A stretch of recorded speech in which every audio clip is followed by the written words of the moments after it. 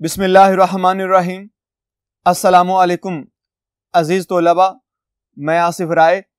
अज़ीज़ तोलबा, आइए बोर्ड की जानिब बढ़ते हैं और देखते हैं कि हमारे पास जमात दहम में से हिस्सा गज़ल का कौन सा काम मौजूद है, उसे पढ़ लेते हैं। जी अज़ीज़ तोलबा, अभी हमारे पास जमात दहम में से हिस्सा गज़ल और हिस्सा गज़ल में से हमारे पास जिगर मुराद आबादी की गज़ल है। हमने गुज़िश्ता 2 लेक्चर्स कर लिए हैं। उन लेक्चर्स के अंदर हमने शायर का तारुफ, उस तारुफ से हम निकात, उसके बाद पहला और दूसरा शेर और फिर तीसरा और चौथा शेर, इस तरतीब के साथ हमने पिछले 2 लेक्चर्स मुकम्मल किए हैं। अभी हमारे पास इसी गज़ल में से तीसरा लेक्चर मौजूद है। इस लेक्चर में भी हम इस गज़ल का 5वां और 6ठा शेर पढ़ेंगे, लेकिन आपसे फिर वही गुजारिश है जो गुज़िश्ता 2 लेक्चर्स में मैंने की है। वो यही है कि आपने इन 2 चीज़ों को 3 को ज़हन में रख लेना है, यानी कि इनके असल नाम को ज़हन में रखना है, तखल्लुस को ज़हन में रखना है और इनके मजमूआ कलाम को 1, 2 और ये 3 चीज़ें। आपसे पूछा जा सकता है कि इनकी कोई से 3 तसानीफ के नाम बताइए, यानी 3 मजमूआ कलाम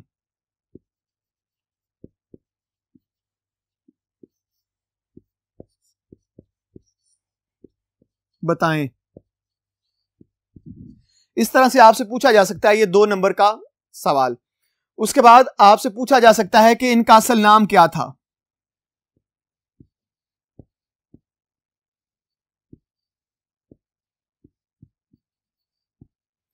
या पूछा जा सकता है इनका तखल्लुस क्या है। तो इस तरह से आपसे ये सवाल पूछे जा सकते हैं, लिहाजा इनको अच्छी तरह से ज़हन नशीन कर लीजिए। आइए मजीद आगे बढ़ते हैं और आज के अशार में से 5वां शेर पढ़ते हैं।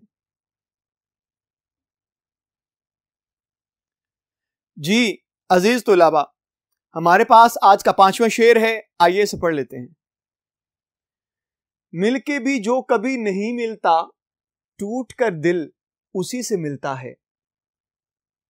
जो कोशिश किए बगैर भी वो शख्स नहीं मिलता, वो जात नहीं मिलती, लेकिन जब दिल टूट जाता है, मायूस हो जाता है, तो फिर उसी से मिलता है जाके।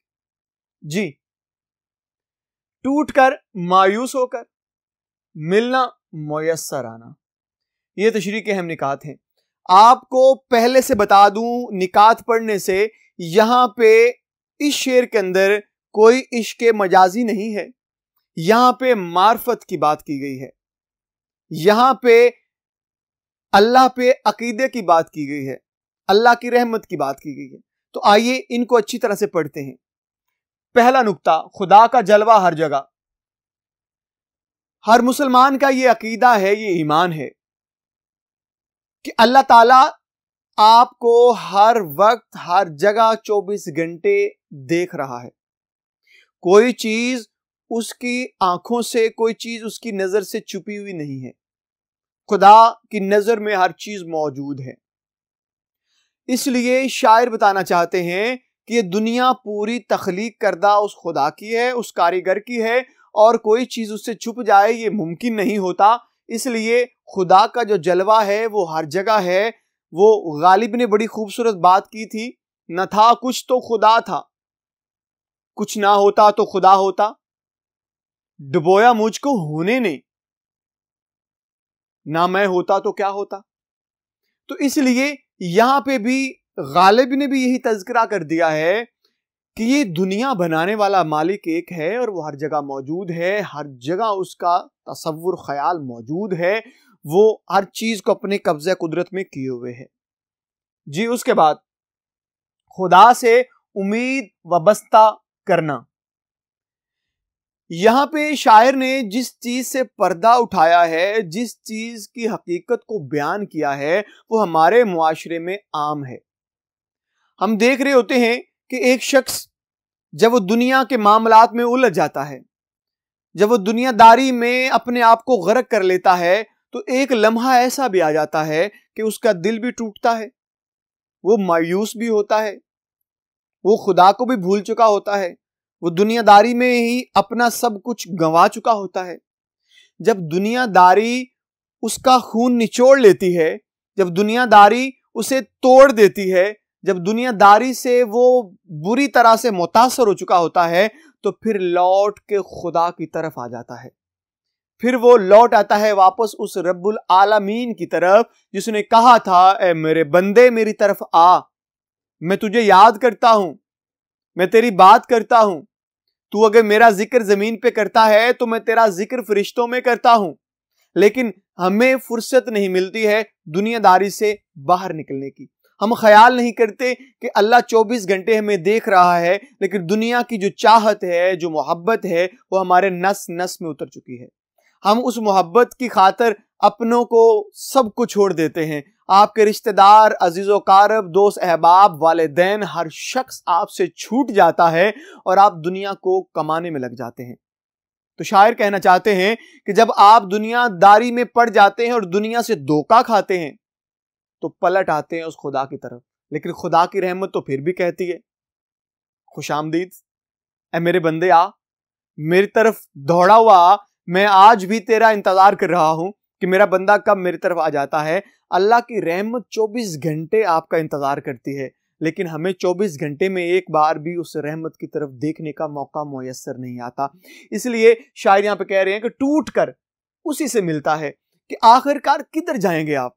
कायनात तो खुदा की है, कितना भटकेंगे आप, कितने गम खाएंगे आप, कहां कहां दर दर की ठोकरें खाएंगे आप, किस किस दहलीज पे जाएंगे आप, दुदकार दिए जाएंगे, इनकार हो जाएगा आपको। लेकिन आप जब खुदा के पास आते हैं तो खुदा आपका इंतजार कर रहा है। वो इंतजार ऐसे करता है जैसे एक मां सारा दिन इंतजार करती है मेरा बेटा कब आए। देखिए कि मां की कितनी मोहब्बत है, और उस मां को बनाने वाला जो खुदा है वो कितनी मोहब्बत का पैकर होगा। वो अपने बंदे के लिए कितना बेचैन बैठा हुआ है कि वो शख्स मेरी तरफ लौट आए, मैं उसका इंतजार करता हूं। जी प्यारे बच्चों, ये तो थे हमारे पास यहां पे 2 निकात। आइए मजीद इन निकात को पढ़ लेते हैं। जी प्यारे बच्चों, देखिएगा एक शेर बड़ा खूब है, आप भी इसको सुनिएगा, देखिएगा और अपने पास तहरीर कर लीजिएगा। शेर है, अपनी पहचान की खातिर है बनाया सबको, सबकी नजरों से मगर खुद को छुपा रखा है। कि खुदा ने खुद को तो दिखाया नहीं है, लेकिन अपनी बहुत सी बनाई हुई चीजों से ये चीज का एहसास दिला दिया है कि कोई है मालिक जो बनाने वाला है, कोई ऐसा है जो इतनी कुदरत रखता है कि हर चीज को उसने कितनी बेहतरीन कारीगरी से तख्लीक कर दिया है। जी प्यारे बच्चों, देखिएगा हमारे पास शेर नंबर 6 है इस वक्त। कारोबार जहां संवरते हैं, दिल जब बेखुदी से मिलता है। ये अल्फाज हैं, इनके मायने हैं, कारोबार जहां यानी दुनिया के काम, संवरना सजना, बेखुदी अपने आप में ना रहना। जी प्यारे बच्चों, आइए इस तशरीह के हम निकात पढ़ते हैं।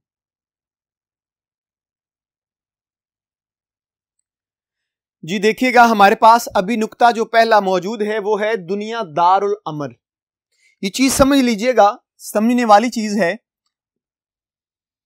ये जो दार है ना, दार कहते हैं घर को, अमल कहते हैं काम, कोई भी आप काम सर अंजाम दे रहे हैं। अब यहां पे जो नुक्ता है इसको हम थोड़ा सा वजाहत से बयान कर लेते हैं ताकि ये नुक्ता शेर के मुताबिक मजीद ढल जाए। यहां पे दारुल अमल यानी कि दुनिया दारुल अमल है। इंसान इस दुनिया में अपने आप को संवारने में, अपने मामलात को दुरुस्त करने में, अपनी बहुत सी जरूरियात पूरी करने में, अपने मकासद को हकीकत में डालने में बहुत कोशिश करता है। वो तगदो करता है, वो सुबह से शाम तक काम करता है, वो अपने मकासद को पूरा करना चाहता है। वो कहीं से दुदकार दिया जाता है, कहीं पे उसका काम हो जाता है, कहीं वो बड़ा बीमार पड़ जाता है, कहीं वो सेहतमंद रह के भी नहीं कर पाता, कहीं उसके सामने उम्मीदें की कई किरणें दिखाई देती हैं, कहीं पे कोई उम्मीद दिखाई नहीं देती है। तो ये एक जिंदगी का दारुल अमल है, ये दुनिया का एक मामला है जिससे हर शख्स का पाला पड़ता है, हर शख्स उससे दो चार होता है। तो हकीकत में ये दुनिया में बहुत कुछ करना पड़ता है इंसान को, क्योंकि यहीं पे ही काम संवरते हैं, यहीं पे बिगड़ते हैं। अगर आप अपने अंदर एक जुस्तजू लिए बैठे हैं, आपके अंदर जुस्तजुए अमल मौजूद है, आपके अंदर जुस्तजुए मंजिल है, तो फिर ना तो मंजिल आपसे दूर है, ना ही वो काम जिसको सरजद करने के लिए आप वहां पे ठहरे हुए हैं, ना वो ऐसा है कि वो काम ना हो पाए।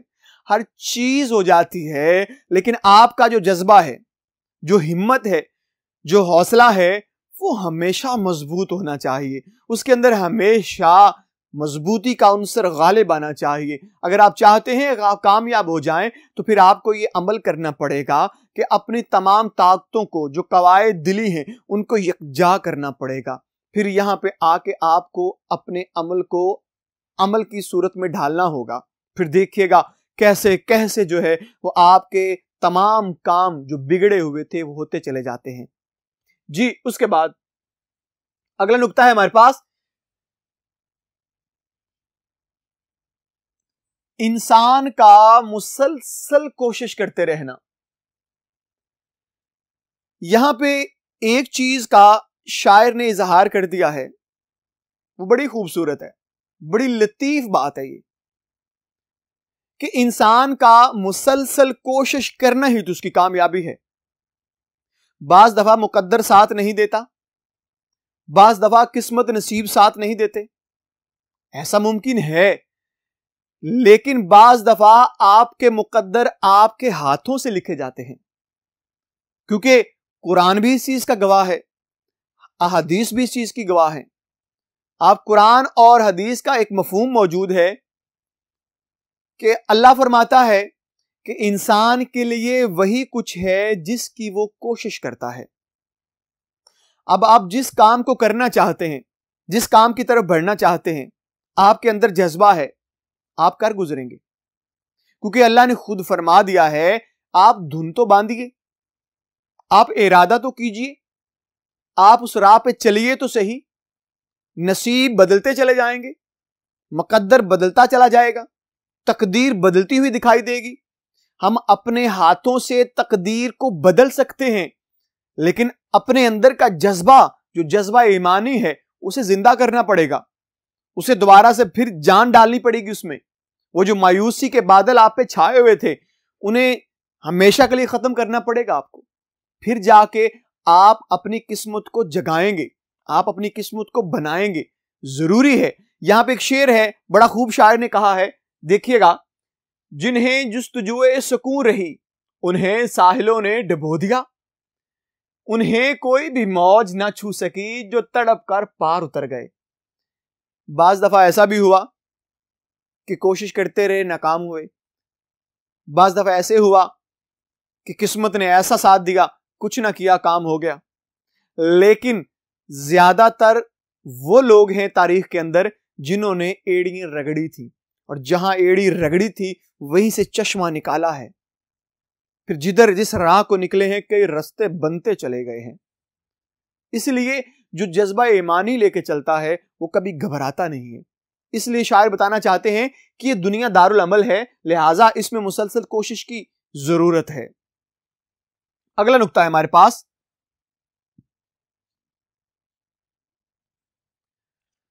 इंसानी जिंदगी का दारोमदार जज्बा-ए अमल पर। इंसान के अंदर एक ऐसा जज्बा है जिसे जज्बा-ए ईमानी कहते हैं। ये हर शख्स के पास मौजूद है, लेकिन इस्तेमाल में कोई नहीं लाता। ये हर शख्स के अंदर मौजूद है, लेकिन हमें मालूम नहीं है। हमें जब मालूम पड़ जाएगा कि हमारे अंदर का वो छुपा हुआ जज्बा जो है वो हमारे तमाम काम को संवार देगा, तमाम कामों को संवार देगा, तो हम जरूर अपनी मंजिल मकसूद तक पहुंच जाएंगे।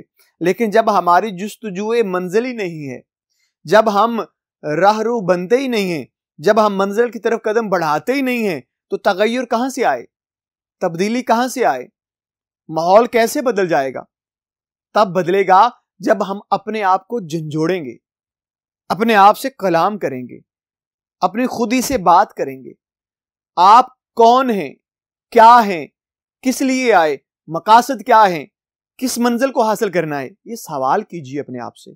जब ये सवाल आप अपने आप से करेंगे तो आपको जवाब भी मिलेगा। वो जवाब फिर आपको एक मंजिल मकसूद का तयन करके देगा, फिर आप उस मंजिल की तरफ बढ़ने लगेंगे। शायर भी यही कहते हैं कि बेखुदी में काम संवरते हैं। जब आप अपने आप से बात करते हैं, खुदी को पहचानते हैं, अपने ज़मीर में झांकते हैं, गिरेबान को देखते हैं, तो फिर आप अपने सामने आ जाते हैं। फिर अपने आप से बात करना ही बेहतरीन अमल है। अपने आप को समझाते हैं, फिर एक नई राह का तायुन करते हैं, करीब है कि आप मंजिल मकसूद तक पहुंच जाते हैं। जी प्यारे बच्चों, ये तो था हमारा आज का काम। जो गजल थी जिगर मुराद आबादी की, हमने गुज़िश्ता 2 अशार की और तीसरा आज कर लिया। आज हमने इनको अच्छी तरह से पढ़ा है जो अशार आज हमारे पास मौजूद थे। अगले लेक्चर में हमारे पास शेर नंबर 7 भी होगा और उसके साथ मशक का काम भी होगा, तो इंशाल्लाह हम उसको अच्छी तरह से भी करेंगे। आज का लेक्चर भी आपको अज़बर हो गया होगा। इंशाल्लाह अगले लेक्चर में आपसे फिर मुलाकात होगी। तब तक के लिए मुझे इजाजत दीजिएगा।